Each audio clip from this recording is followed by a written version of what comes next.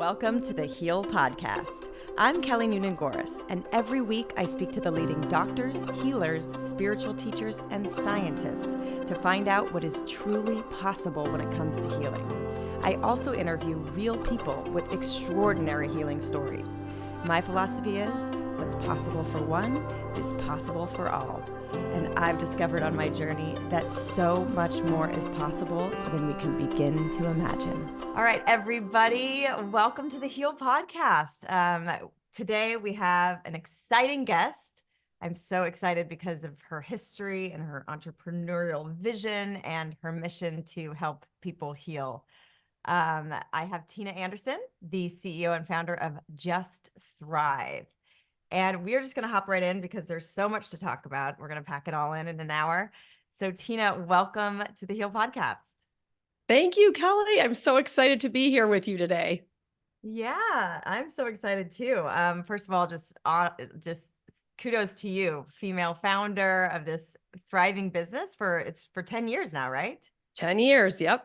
Amazing. And your business partner and husband of 30 years. I want to talk about all of it. I want to talk about your company, the mission, how it came to be, how you work so closely with your husband and still have a happy, thriving marriage, parenting as a business owner. We're going to talk about all of it. But first, I'd love to know your background as a litigator in the pharmaceutical industry is fascinating to me. I'd love for you to share how you were there and then you ended up leaving this, high profile job to start this probiotic and supplement company.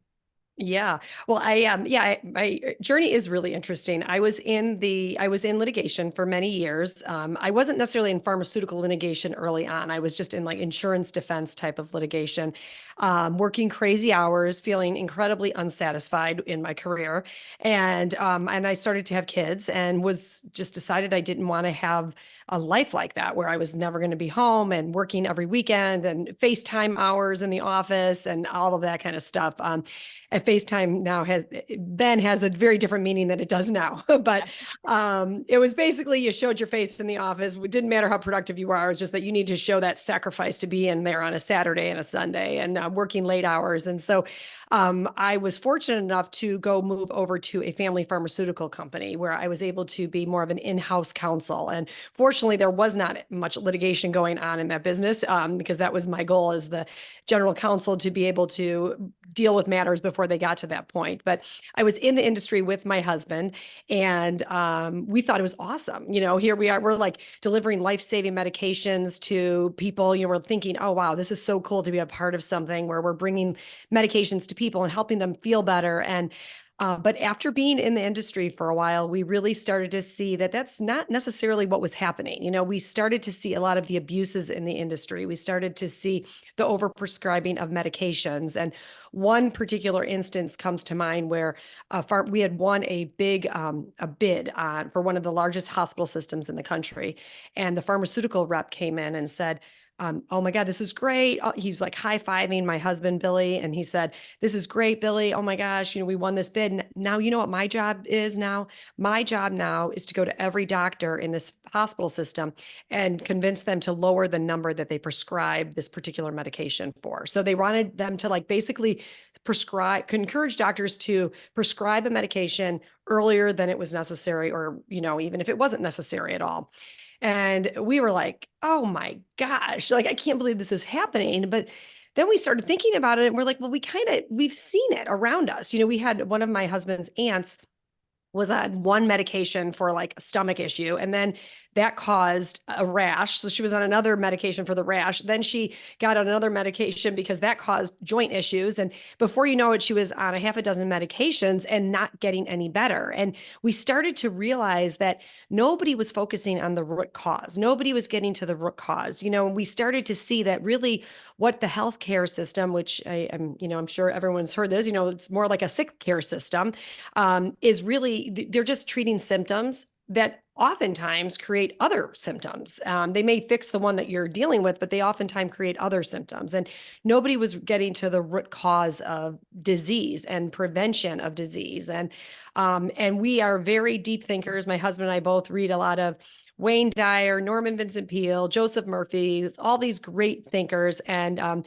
we just did not feel like we were doing our life's work. And so we started to just delve into research. And we were fortunate enough to, through my husband's contact, able to license these very, very unique probiotic strains. We started to learn about the microbiome, the gut. This was shortly after the Human Microbiome Project was launched by the National Institutes of Health, told us more about the gut than we ever knew before. And finding out that really most probiotics on the market really were not, solving the problem. Now that we have the information from the human microbiome problem, these probiotics were almost created before, what we knew, the new science had revealed. And so through, I believe, prayer, meditation, being at the right place at the right time, we were actually able to license these very, very unique strains out of London University from Dr. Simon Cutting, renowned probiotic gut health expert and researcher. And we were able to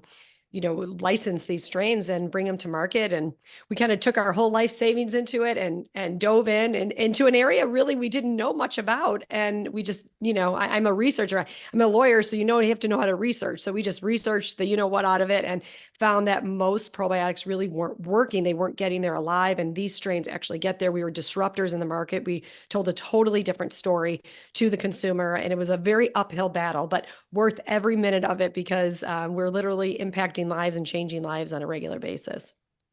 That is amazing. And I love that story that you share. I don't love it, but it is an example of, and I'm so fascinated by kind of the indoctrination or the capture of these industries and how good people like your, friend that was saying, or the colleague that was saying, now we just have to do this with the medications and sell them when people don't need them and whatever it is. It's good people that are in these systems that are completely blinded to, or maybe they're not, maybe there's some not so good, various folks, but they're just in the system that, they're just focused on this bottom line and they're completely cut off from compassion and the root cause and actually, what is actually going to benefit people rather than benefit your job security and profit of the company and all of that stuff. So I don't know if there's anything more you can share there. I just want people to understand, just the marketing power and it may not be evil. It may not be corrupt. It's just people that are tied up in this system that are motivated by different things than your health.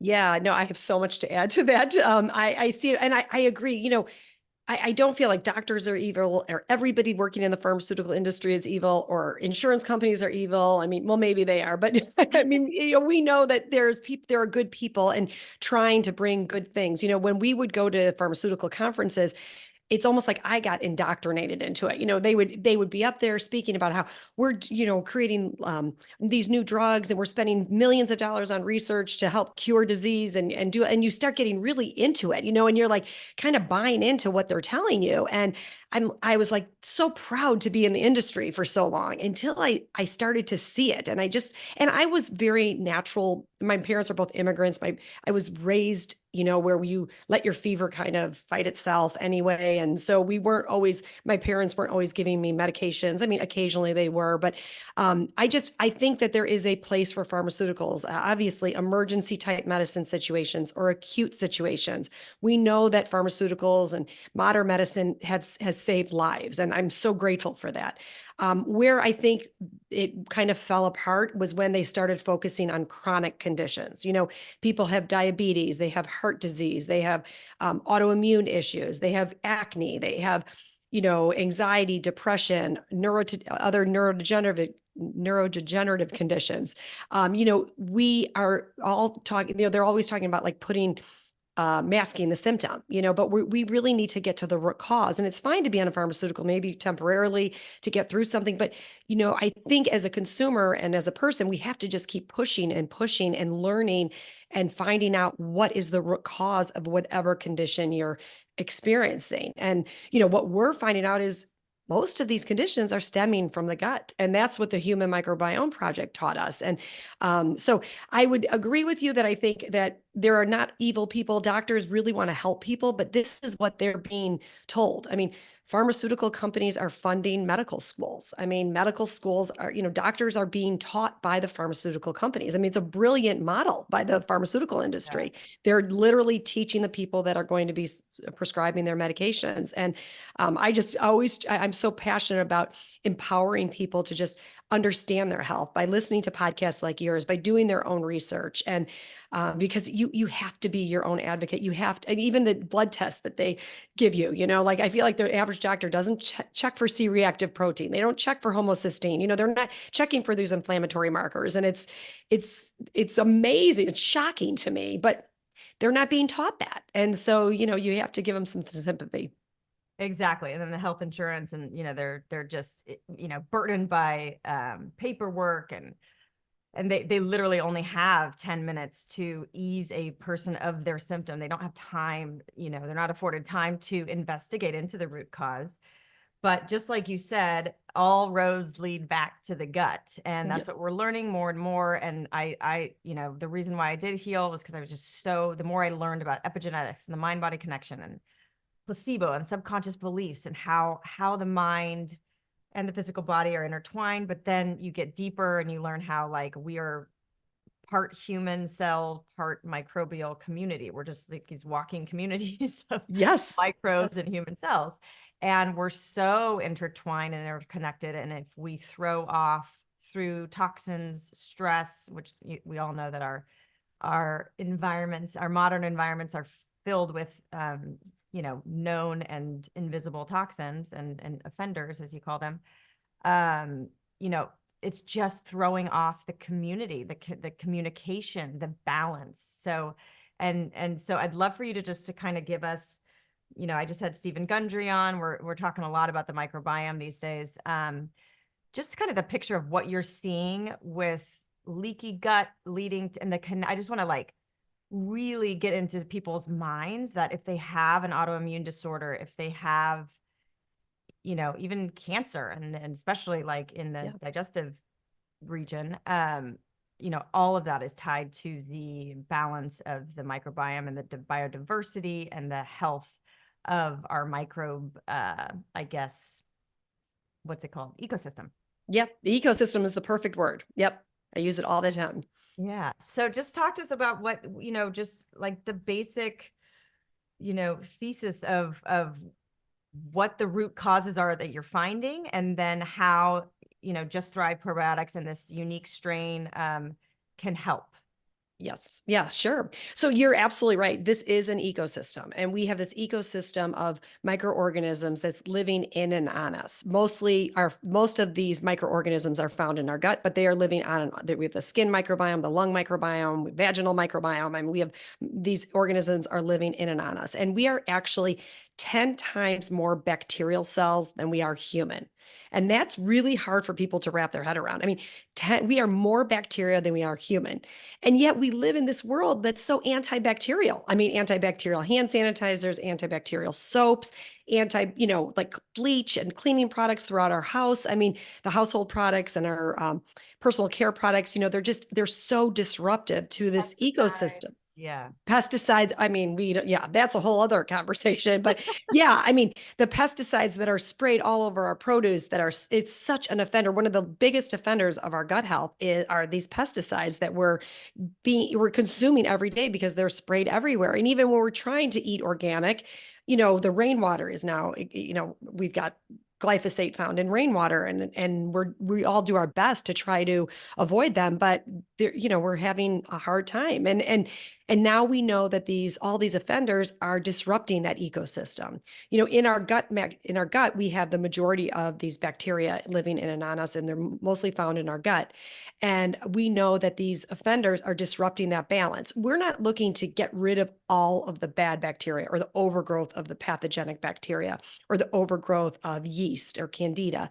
We're actually just looking for our good bacteria to be more prevalent, and we're not looking to destroy it all. We're just looking to find a nice balance in that ecosystem. And that's when you have health. If you have diversity, different types of microbes in our gut, if you have diversity, you have health. And that's what we're striving to do. We're not looking to reseed and put a plant here in your gut. I love to use an analogy of a garden, and it's so elementary, but if it really is a great analogy when you're talking about your gut microbiome. If you envision a garden, and the garden has been stepped on and trampled on, and there's weeds growing all over that garden, and you compare that to your intestines and your gut microbiome. And in that gut microbiome, you have your good bacteria that's not really thriving. It's there, but it's like kind of dead and it's not really working. And then you've got that overgrowth of the pathogenic bacteria.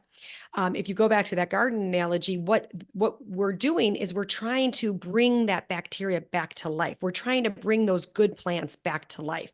We're trying to get rid of those pathogenic, the weeds in the garden. So get rid of the pathogenic, microbes in our gut. And that's really how we create health, and health in the microbiome is reconditioning the gut. And we need a gardener in our gut on a regular basis. And that's really what's missing. And that's what's missing with and we know these offenders that we're faced with every day. I mean, when I was a child, which was many, many, many years ago, I knew one child with a peanut allergy, one classmate all the way from kindergarten all the way through high school. And I went to a very large high school. And obviously we know now there's peanut-free tables. You can't go to a restaurant without them asking you about allergies. I mean, the allergies, this is because of this disruption of our microbiome, of our gut bacteria. Yeah.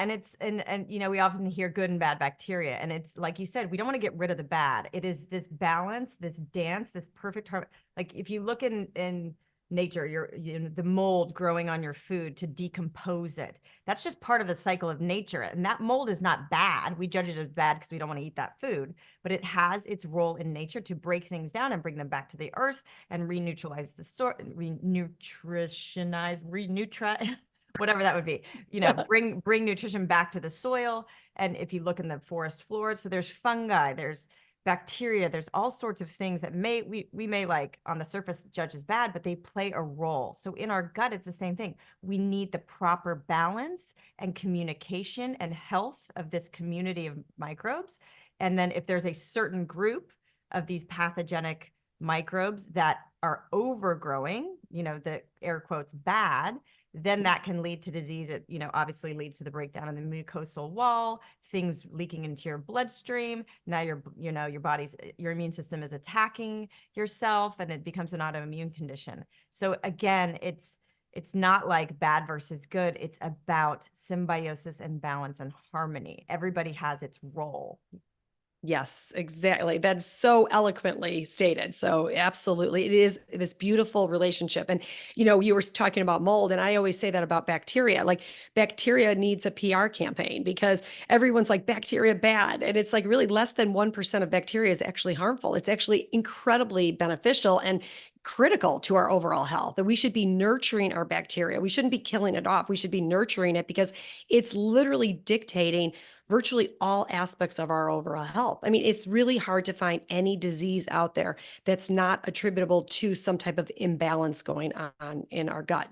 We have always thought of gas and bloating or diarrhea, constipation, those typical digestive issues as being an indication of a gut imbalance. And those are absolutely signs that you have something going on in your gut. And you should pay attention to that because that's very important. If you have gas or bloating, you shouldn't have gas or bloating. You shouldn't have diarrhea, shouldn't have constipation. That's letting you know that there's some issue going on. But what we're starting to see and what people are finally starting to understand and learn is that, you have acne, you have, skin rashes. Your skin is directly related to an imbalance in our gut.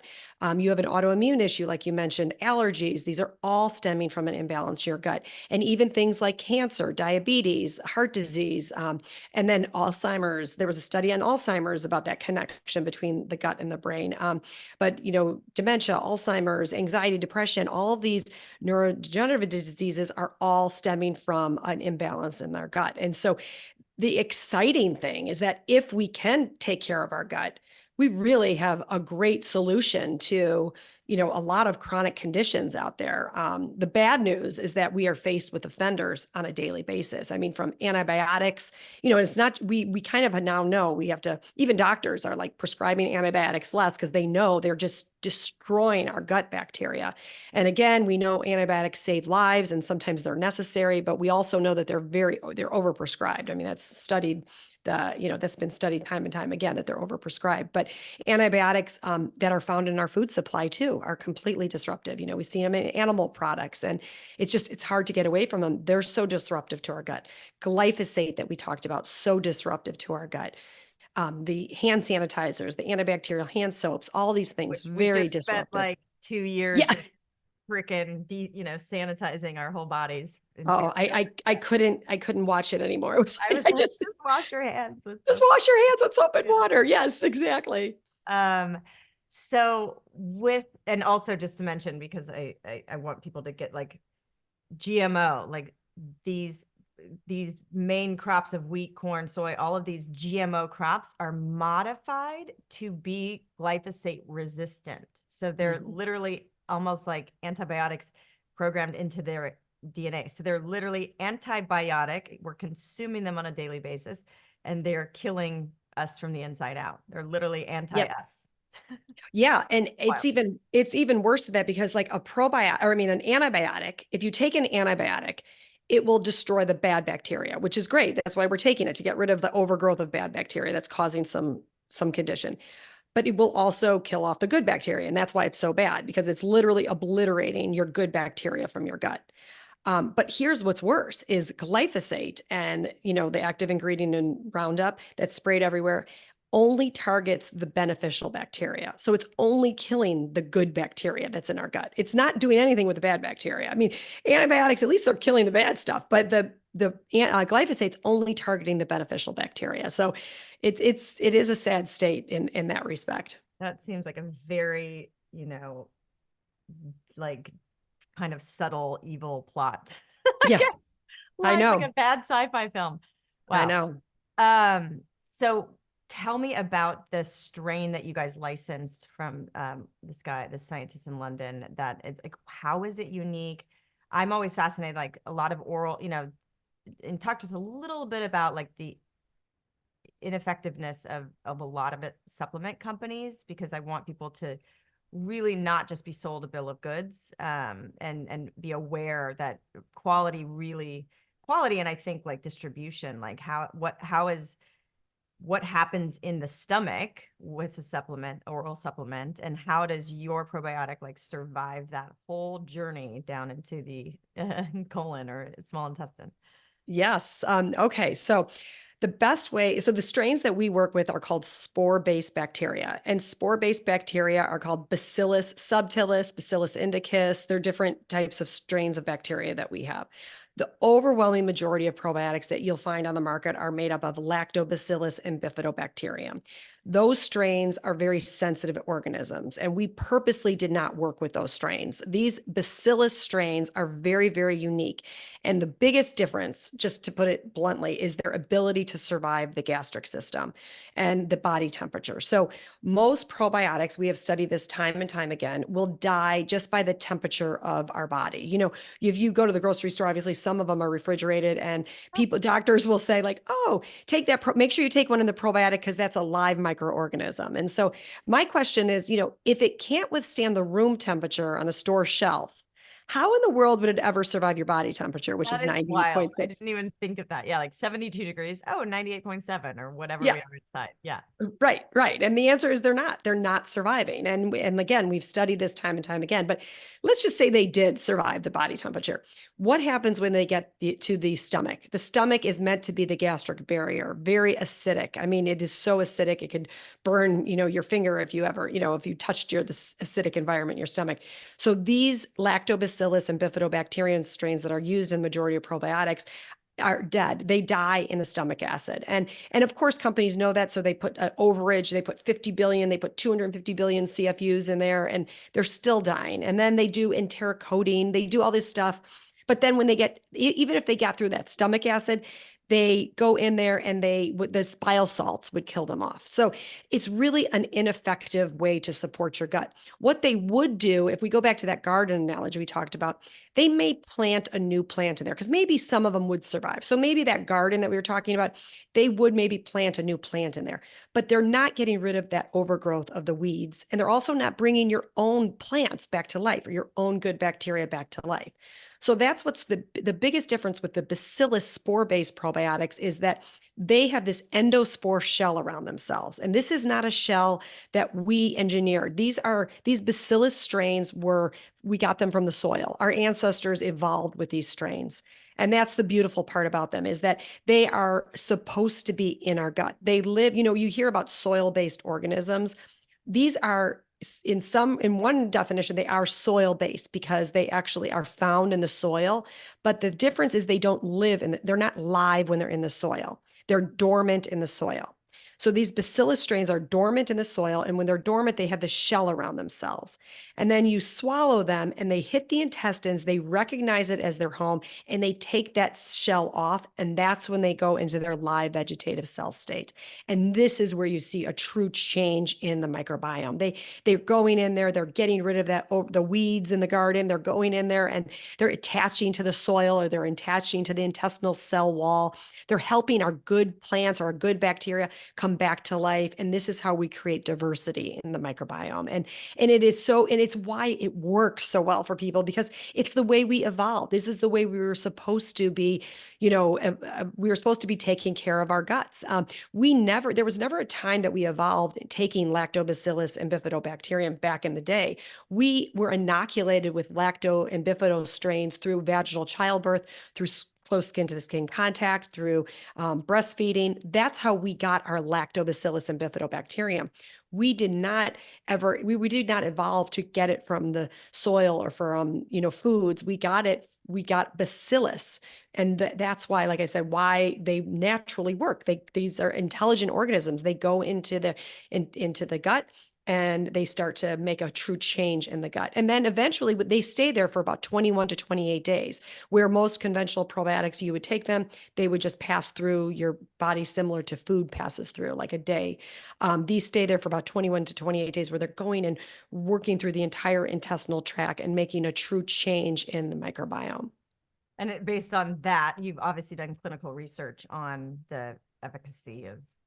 Yes, we have. And so one of the biggest things that we wanted to do coming into this industry from the pharmaceutical industry is having research behind it. We don't see that. We wanted to elevate the standard in the supplement space because it really, just like the pharmaceutical industry, there's abusers in the supplement space too. I mean, there's a lot of, I think I take tons of supplements. I'm a huge believer in taking supplements. I feel like our food supply is unfortunately so depleted of nutrients that we are forced to take supplements, but there are abusers in that industry. And so that's why, again, I'm so grateful for people like you that are bringing the message out to people so that they can empower themselves when they're taking things, taking supplements or whatever it is, and finding products that actually have research behind it. But like I said, one of the first studies we did was something called a gastric survivability study. And that showed we took the leading selling probiotics sold at major health food stores, 50 billion CFUs. These are like, 250 billion CFUs, huge products, huge companies dying. They died. 99.99% of this probiotic strains died, where the strains in Just Thrive or the strains used in Just Thrive, these bacillus spores actually survived 100%.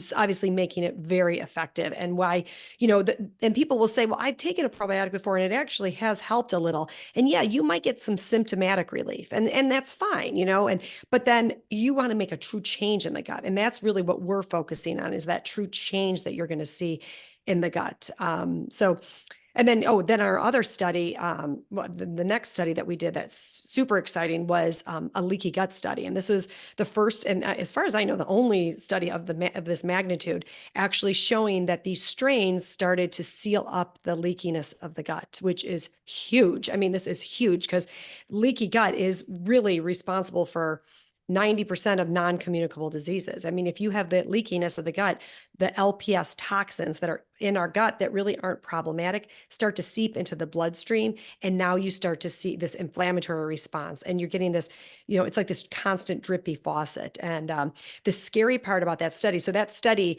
if you don't mind, I'll talk a little bit about it. They took University of North Texas did the study, and they took 100 college students. These were healthy college students. They weren't on any pharmaceuticals. They were healthy, no symptoms, nothing at all.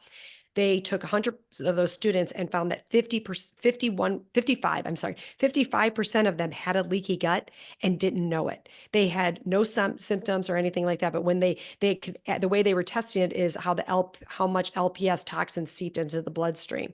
These tests, unfortunately, are not available yet. I need that test.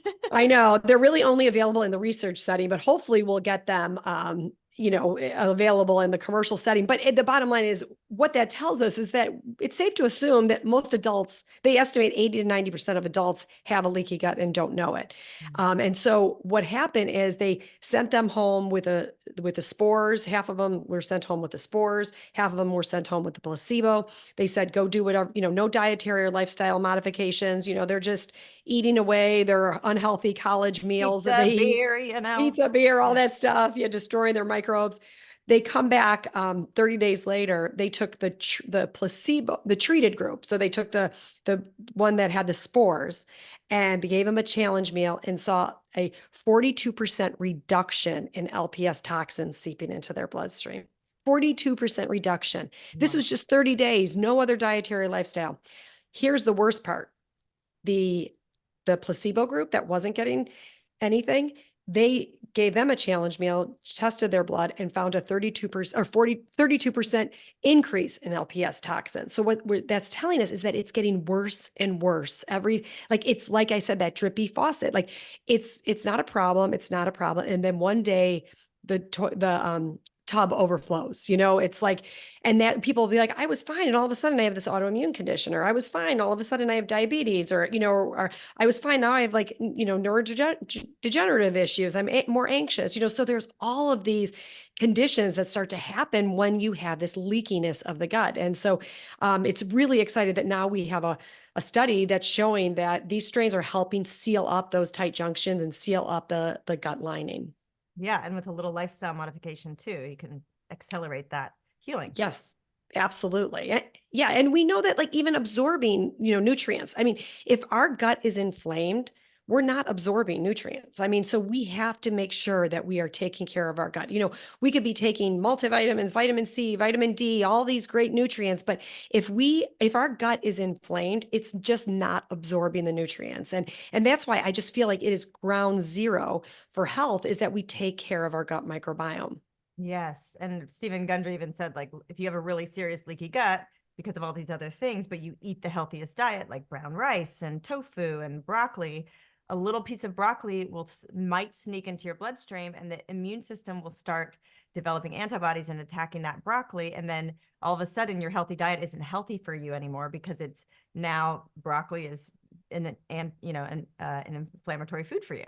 And it's so counterintuitive, but it's just because we have that breakdown of defense that's so beautifully and intelligently designed between this, community. Again, we're just like these spiritual beings in this meat and bacteria suit.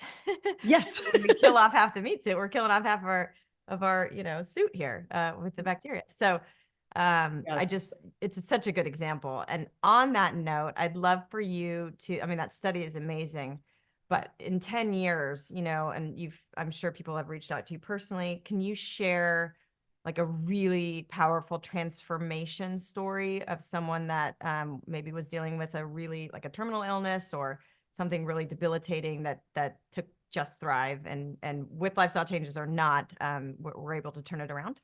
Oh my gosh. I don't even know where to start. And obviously we have to be careful because of FDA requirements and all of that. But we do know that one of my favorite is a child's, as a mother of 3 kids, I love to see kids feeling better. And we spoke a lot at autism conferences, and we would, a lot of kids on the autism spectrum have major gut dysbiosis, and it literally changed his life. I just got an email from the mom recently and just saying how he started going to the bathroom regularly. He started speaking more because, I mean, when you get rid of those toxins, all these other things start to happen. And we've seen people with horrible digestive issues. I'm so hesitant to like say the names of them, but like Crohn's, colitis, all these things. And just where they've said, I've tried every pharmaceutical, I've tried every over the counter, nothing has worked like these spores have worked for them. And it's amazing. I mean, it's what keeps us going every single day. And,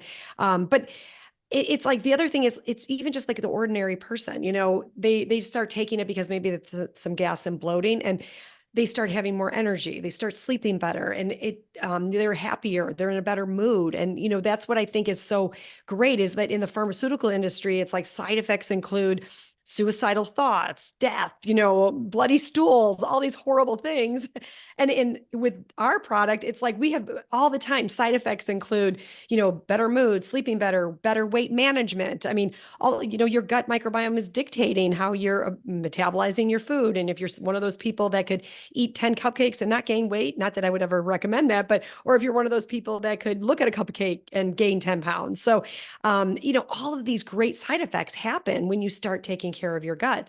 But I mean, I could go on. I mean, I would recommend maybe even on our website, we have like the reviews from people. It's just, they are heartwarming. I mean, every day and I also feel just with our immune system, I mean, 80% of our immune system is found in our gut. I felt very grateful that my family and our friends and our community were all on the product during the last couple of years, just because we know that what's out there isn't helping anybody. We need to make our bodies resilient, and things will come our way. Viruses we will be faced with. We will be faced with bacterial things. We will be faced with things that come in our way, but we have to make our bodies resilient. That is really what my goal is just to make our bodies resilient so that when we are faced with things, we could handle them better.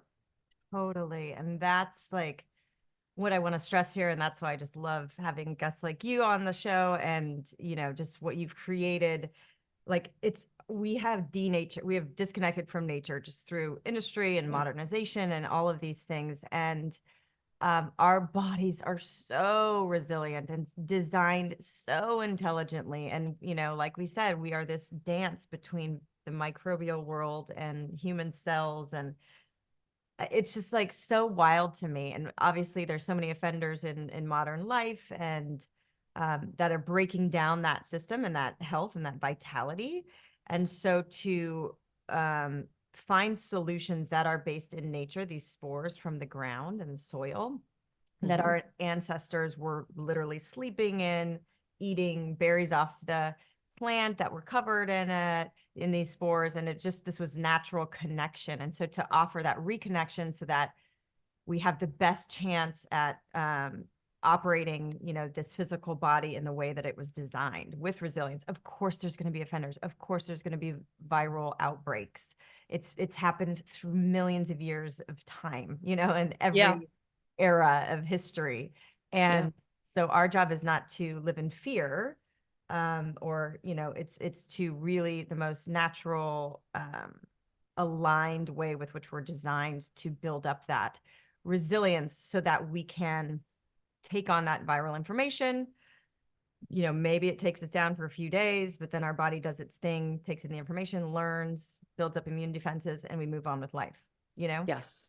And I love that you said that, because I say that all the time. Like, our bodies are beautifully designed to heal themselves. And I mean, I think just repeating that every day in a mantra and letting your subconscious mind hear that, because we have to remember that it is truly our bodies that are designed to heal themselves. And we have to just remember that and remind ourselves that, and not be listening to the news or listening to, a podcast that scares us and makes us fearful. It's like, we really need to focus on our own bodies healing themselves. That's the way we're designed. Yeah.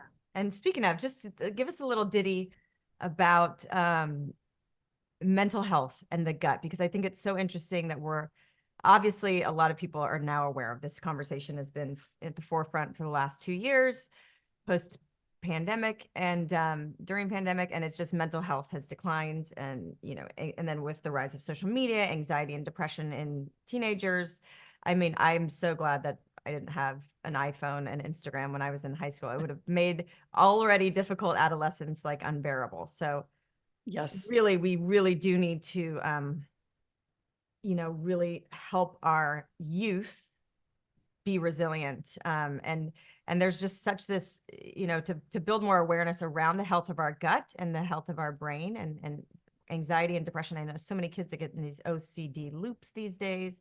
And it's because, yes, there's a lot of fear and information thrown at us, a lot of it negative. There's comparison among their peers that's detrimental to their mental health. But then there's also this gut driving force of dysbiosis and these pathogenic bacteria or whatever that, balance is off, and it really messes with the neurotransmitters, because serotonin, GABA, I think all these neurotransmitters are actually created in our gut, not our brain, more in our gut than our brain. So speak to that a little bit, because I think the more people make that connection, the more they can go, okay, if it's an acute depressive thing and suicidal ideation is on, I'm no doctor, but I'm just like hypothetically, like you may need a pharmaceutical intervention to get you over the hump. But then there's all these wonderful functional medicine doctors and psychiatrists out there that go, okay, we're going to give this to you so that you can get back to a baseline of like being able to function. But then the goal is to take you off that SSRI or whatever that medication is, rebuild the gut and get you in a healthy state where you don't need that pharmaceutical. So talk a little bit about the gut mental health connection. Yeah. Isn't it amazing that like our gut is responsible for things like skin rashes or like rheumatoid arthritis and also anxiety and depression? I mean, it's fascinating. And people really have a hard time wrapping their head around that there's this thing called the gut-brain axis, and our gut and our brain are connected by the vagus nerve. And the vagus nerve is the largest communication, I call it the communication superhighway in our gut. And the brain is sending signals down to the gut, and the gut is sending signals down to the brain. And I mean, I remember when we launched, 10 years ago, people would be like, what are you talking about? That doesn't make sense. But, when you just think about like when you're excited about something and you have butterflies in your stomach, I mean, those are the messages going back and forth from the brain to the gut. Or when you're nervous, what do? You have to go to the bathroom. A lot of times you have to go to the bathroom, you have more motility. And so these are all signals going back and forth from the brain and the gut. So we can't dismiss that. I mean, that is real. This has been very well documented, very well studied, that there is this connection. And you're absolutely right. All these important neurotransmitters are being produced in our gut, not in our brain like we've thought. So serotonin, which is our happy hormone, is being produced in our gut. GABA, which is our calming hormone, is being produced in our gut. Dopamine is being produced in our gut. Our hormones are being produced in our gut. I mean, that's maybe a whole other episode where we talk about like menopausal women or premenopausal women and estrogen dominance and all those types of things. I mean, it's our gut. Every menopause expert that you talk to out there is saying, one of the biggest things you need to do is focus on your gut microbiome, because all of these important hormones are being produced there. And the gut bacteria are metabolizing the hormones and estrogen maybe the overgrowth of it. So really important to be talking about that. But back to the gut-brain connection. So we know that we really need to focus on our gut to help support the serotonin production, the GABA, and the dopamine. And there are signals going back and forth constantly to each other. And then, like I said, the reverse is true. We have external stressors that happen to us. And so we want to minimize that. I would always tell people, I don't always just say, oh, take our product and fix your gut. I mean, taking our product is a really powerful tool in helping heal your gut, but it is not the only tool. There are plenty of other things, like trying to eat more organic and eating a diverse group of foods is helpful. But one of the things I always recommend and encourage people to do is to meditate or to do things that calm you down, because the the brain is sending those signals down to the gut, and that will further support your gut health. And so trying to remove yourself from stressful situations, which I know is almost impossible. And we have a psychobiotic strain that we could talk about later if we have time, but that strain actually helps with those external stressors that we deal with to help. It's actually a probiotic strain. But anyway, basically we need to be being calm and trying our hardest to like bring those cortisol levels down so that those signals are being sent to our gut. And so our gut is more diverse and healthier. And then the reverse is true. The gut will send signals back up to the brain to make you calmer. So it's a two-way street. It's fascinating. Yeah. And then I love too, like the understanding that sometimes when you're like in this whether it's like obesity or, you know, diabetes, like all the blood sugar. If you have dysbiosis in the gut and it's out of balance, and they're not communicating, and there's, you know, there's an overgrowth of something like candida or anything else, you're at the cravings that you think you have in your brain are actually, whether it's to like chemical laden fast food or sugar, all these things are actually your little gut, you know, bacteria that is overgrown, that is craving, saying, feed me. So you're actually like not even being controlled now by your own human mind. You're being controlled by the bacterial cells that have gone awry or whatever, right? Oh my God. I'm so glad you brought that up, Kelly, because there's a article out there that's like, my bacteria made me eat the cupcake. And it's so true, because we've seen, that's actually something we see a lot, is like, I have less sugar cravings, because what happens if you have that overgrowth of yeast, it's like, it just wants more sugar and it's craving more sugar. So, I mean, that's real. That is what we're dealing with. And so, when people start taking the product, they start saying like, oh, I feel like I'm craving less sugar now. And well, yeah, it makes complete sense. And why they maybe even see some weight loss or, you know, better weight management, because they're not eating as much sugar, because their bacteria is healthier, and there is not that overgrowth of yeast in there that's causing the sugar cravings.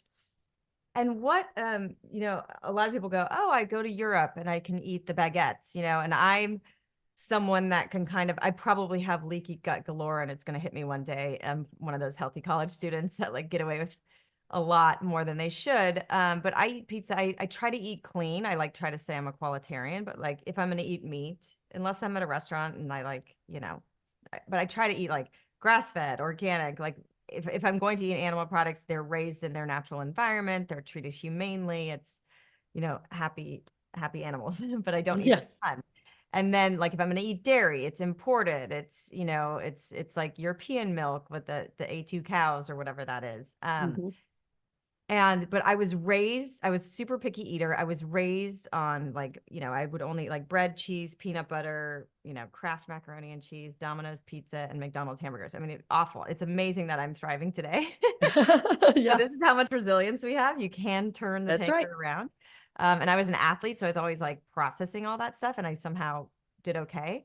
But I'm just wondering a couple things. Like, I have a lot more resilience. Is it because I kind of trained my gut on those terrible, kind of what a lot of people look at as a kind of a crappy gluten-laden, dairy-laden diet?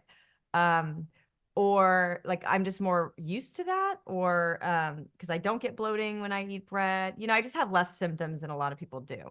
Or is it just I have a different, more resilient gut biome? I don't know what it is, but I just really want to stress biodiversity or bioindividuality, because I think it has to do with region where you grew up. I think it has to do with not every diet, lifestyle, you know, is going to work for everybody. So can you speak to bioindividuality a little bit? Yeah. Well, I think my speculation, my hypotheses or my speculation on this is that your mother had a really healthy microbiome, and that she passed, because you are inoculated with your mother's microbiome when you were born. And so that's why I always stress to pregnant moms, like, you need to focus on your gut when you're pregnant, because it's like the best gift you could give your child is a healthy microbiome. And that is when you're inoculated through vaginal childbirth, like I mentioned, close skin to skin contact, you know, nursing and all that stuff is really, that's how you're inoculated. So my guess would be that you know, were born with a healthy microbiome. And so you're able to handle these things better. I am very similar to you. I could, you know, I did eat super healthy growing up because my parents were immigrants and they cooked at home, but I was like, I thought McDonald's was the greatest thing in the whole world because I never could have it. It was one of those cases. And obviously I never eat that now, but again, I try to be good when I'm out or when I'm at home, and occasionally you go out and you're eating those kinds of foods that you don't want to. But I do think it's bio-individuality though. I definitely think like but you could change that. And that's what's exciting. So maybe you were born you were born via C-section, and maybe you didn't get as many microbes. It doesn't mean that you can't heal yourself or you can't live a wonderful, thriving lifestyle, but you have to work a little bit harder at it than maybe you or I would have to work at it. So that's the way I would explain it. And the wonderful thing is now, even I think mothers that give birth via C-section, they're now conscious doctors who are taking the vaginal microbiome and kind of Yes. smearing it on the baby. Yes. You know, and Yes. that's I like mean, kind of gross, but also amazing, you know? it's beautiful. Yeah, it's absolutely beautiful. We have to be doing that. Yeah. And I mean, I never want, we know that C-sections sometimes have to happen to save a mother's life, to save the child's life, whatever it might be. And, but there are ways to get those very, very beneficial microbes on your child. Speaking of motherhood, just because I'm in throes right now, 4.5, she's almost 5. It's greatest joy, but like very challenging time. Yeah. You know, just power struggles and, you know, how did you juggle? Like, what's your advice, or what would you have done differently? Like, mother of 3, they're all these, like, we kind of were talking before the show, and they're, you know, they were all collegiate athletes, just super thrivers. What's your, you know, what's some kind of mother advice that you could give me, a fellow CEO and founder, Yeah. that you learned, that you practice, and then also that maybe what you might have done differently? Yeah, God, I always have said I've wanted to write a book on this because I don't know what I did, but I feel like I just raised really cool, 3 really cool kids. But we're a super close knit family. We do a lot together, even though they're all 3 adults now. And it sounds so simple, but like we provided a really loving home. We also ate dinner all the time at the dinner table. Like I said, I had 3 kids. They played 3 sports in high school for 4 years. They were in travel sports. We were very, very, very busy, and we always ate dinner at the table. I mean, exception here and there, but for the most part, we always ate dinner around the table. And I think that's really, really helpful too. And I think it just grounds you. I think especially nowadays with the phones and the distractions and all the travel sports and all that. I don't know. We're very close with my parents, with my in-laws.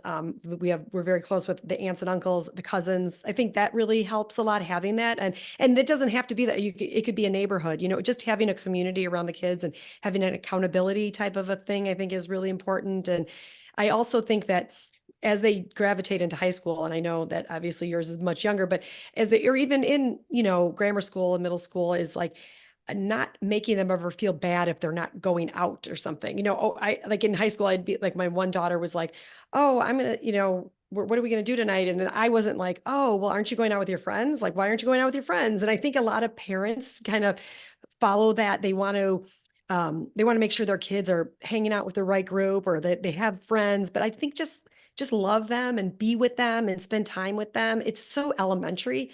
But it's not easy, and always make them a priority. We launched this business when my youngest was in middle school, and it was really, really challenging because I wanted to, I was so excited about this business. My husband and I were super excited, but like I said, I have a great marriage and I have 3 great kids, and our family is our wealth. And this is what's important to us. And so we never compromised those things. And we always made each other a priority. We always made our kids a priority. And it didn't mean that we didn't miss certain things here, along the way, but we kind of explained it to them, and they were, super good about it. But that was our priority. But unfortunately, as women, I think I kind of like let myself go. I'd be up at 4 a.m., like taking care of work. But I was always there to drive them to school or walk them to school. But I think, you got to find a balance in that. So I kind of, had to You caught up regroup when they myself. got to college, although then they were Yeah. collegiate athletes and you had to Yeah. travel It to did not. support them. No, it has not helped. It has not helped. No. Ah. And what about, just real quick, I know you kind of touched on it there, but husband, business partner, 10 years working very closely together, still thriving, you're still smiling and glowing. Like, what's the secret to a happy marriage? Oh gosh. What is the secret? I don't know, but I think first of all, we just were soulmates. I think, and I know it sounds so cheesy, but from the minute we like met, we kind of knew we were soulmates, and so that has helped. And I think just working together, I think actually makes our marriage stronger. I think it's not always easy. We don't always agree on things, but I think it helps us have even more in common with, we have our kids in common, the sports, our families.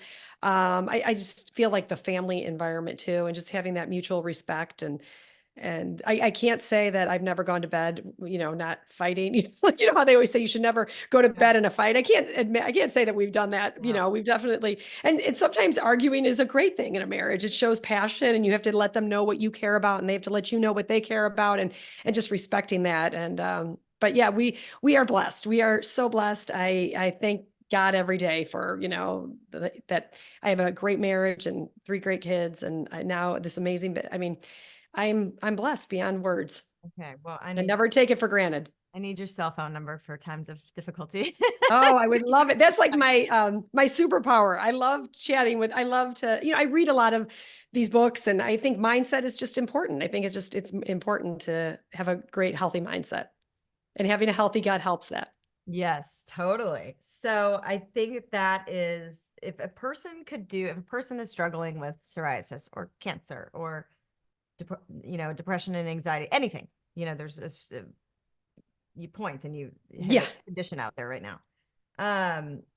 If a person could just do 3 things, new, different, whatever, whether it's one of your products, 3 of your products, 1 product, 2 lifestyle things, what are the 3 the fundamentals that you would just say, here's a good start? Yeah, as far as supplements or just supplements and lifestyle. So if it could be meditation, it could be exercise, and it could be, the Just Thrive Probiotic, or it could be 2 of your supplements and meditation, whatever it is. Just like 3 things that go this, if you commit to these 3 practices, your life will change and it will get better. Yeah. I feel passionately that we have to start with the probiotic, the Just Thrive Probiotic, the spore-based probiotics, the strains that we work with, because they will allow you, like I said, to absorb all these other nutrients, all these other healthy things you're doing. It's where you start with health. It's going to create diversity. We know if we have a diverse microbiome, we have health. So it's one of the best things to do in that situation. I also feel like walking is huge. I'm a huge fan of walking. I do it all the time, but I feel like it's so easy, walking and being in nature as much as possible. If you could, obviously if you're walking in your neighborhood, it's not totally being in nature, but if you could be prescriptive about going on a hike in nature, if you're near an ocean, get in the ocean, get those microbes all over your body. That's so beneficial. People near oceans have more of those microbes because they're exposed to them more. So, but go to a hike, get in nature. I think that would be really, really beneficial to people. I also feel very powerfully feel very strongly that saying affirmations on a daily basis, like I am perfect health, or whatever it is. And just your subconscious mind is very powerful. I learned that a long time ago from my father, I used to think was weird when he would tell me that. And now I realize he was a man with much wisdom at a young age. But, I think saying daily affirmations, that I am perfect health, I am health, whatever it is, read a Wayne Dyer book to help you guide you through it. But I do really feel like those are really powerful steps. I mean, we have other products, we have health coaches on the team, and, we could talk about, different products that would make sense for you. But I can't think of any person on this earth that should not be taking the spore-based probiotics. I mean, if you were stranded on a desert island, you had one, product to take, I would recommend that. Get in your spores. I'm so excited to start and taking it. Me too. Yes. And the affirmation, I want to share this. I'm going to share this on Instagram. This has been working for me. Since I interviewed Rhonda Byrne from The Secret, she got me back on track with my affirmations and my manifestation, wild. So I think it's been 3 weeks since I interviewed her, and I've been I'm back on track. And so this affirmation that came to me, or I guess it's like a mantra, but it's, money comes easily and frequently into my life. I have more than enough to spend, create, and give to my heart's desire, and as I'm inspired to generate joy for myself and the world. Oh my God. And I've been saying that every morning. I say it periodically throughout the day, and the miracles that have unfolded in the last 3 weeks are just wild. So take that, modify it to whatever works for you. But once you find those affirmations, and if you're dealing with a health condition, like you said, I am perfect health. When you start to program your subconscious mind in that way, and in your cells and your system, things just shift. So yeah. Thank you. I agree. And I think it also, you say it and your subconscious mind is listening, but it also causes your conscious mind to make different decisions. And, and I think it just works beautifully. Like we've talked about, the whole body works beautiful in the mind. So I love that. And I think that's so awesome that you interviewed Rhonda Byrne. That's awesome. I mean, I'm a huge fan of all that stuff. So yeah. You remind me of her, actually. Oh, wow. That's a compliment. Thank you. Yeah. Awesome. Well, thank you so much for being on the show. Where can people find Just Thrive and you? Oh, the best place would probably be justthrivehealth.com. And I think we have a coupon code for your listeners too. If we have a 90-day, for our 90-day of a 20% off coupon if you use HEAL. So if you just use HEAL when you check out, justthrivehealth.com. We have, like I said, we have product coaches on the team. We have we do a lot of research on our blog. So check us out. We're on Instagram, all those places, but we invest in our blogs, and we have research blogs to help empower you. We're very passionate about empowering our customer. Yes. Knowledge is power. That's awesome. Well, it's been a pleasure speaking with you, and I'll talk to you soon. Be well. It's been awesome. Thank you, Kelly. Thank you for listening to the Heal Podcast. Be sure to tune in every Thursday for more empowering wisdom and inspiring healing stories. And make sure you hit the follow button on Apple, Spotify, or wherever you listen to podcasts so you don't miss that one episode that holds the answer you've been searching for. And please rate and review us so that we can grow and reach more people. Thanks so much, and be well.